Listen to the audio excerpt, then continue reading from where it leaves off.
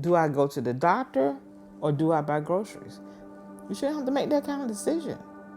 Black women are being left out of healthcare infrastructure and resources.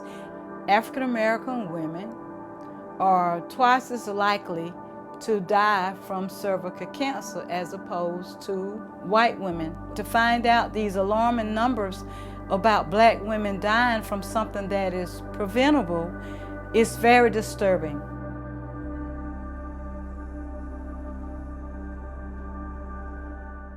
Hi. Hi. How's everybody doing?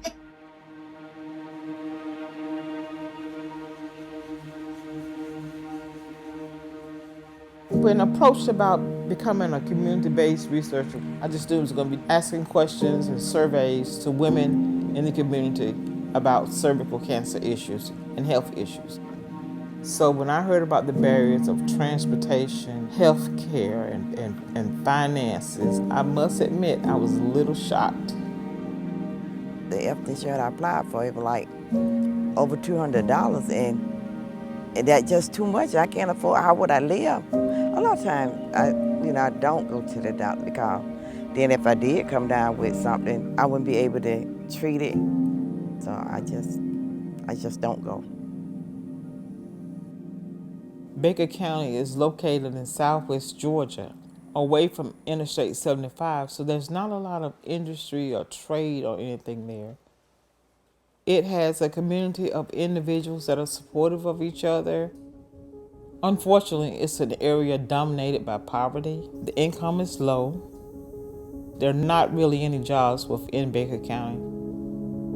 Sometimes the health center only has one physician to see all of the patients. There's not a regular OBGYN in Baker County. When we talk about reproductive cancer, when you reach a certain age, making sure that you get your mammograms, your PAPs, all of that should be done, but if you don't have health insurance, nobody's gonna do it for you. If you don't get the health care you need for one problem, it could lead to another problem. I've seen this happen with a patient. She was turned down for Medicare, Medicaid. She didn't get the health care that she needed. I think she may have lasted maybe 2 or 3 years, passed away. And that's the kind of stuff that really just bothers me.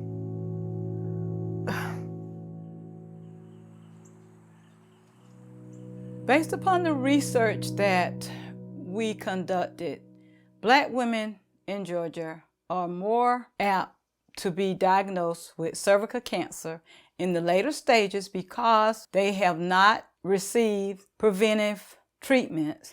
And we found out that the majority are not aware that there is the HPV vaccine, which would actually prevent cervical cancer. Most of them are not informed by their doctors. What do you do if you feel that you are being discriminated against, where you feel that you were not given the information you should have been given because you're black or because you're low income?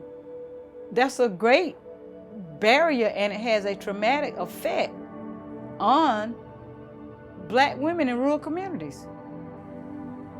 Coming up with resolutions at the grassroots level is key in any community because everybody in that community knows everyone, especially when you're talking about a community as small as Baker. We need to have some programs to educate the women about how to take care of the body, how to go to the doctor, and get themselves seen about. Because one thing about it, cancer don't care who it hits. It doesn't so care. You got to keep yourself checked. On the federal level, we need to have more accountability. So the government's responsibility is to make sure that all women, regardless of their socioeconomic status, are afforded resources and solutions.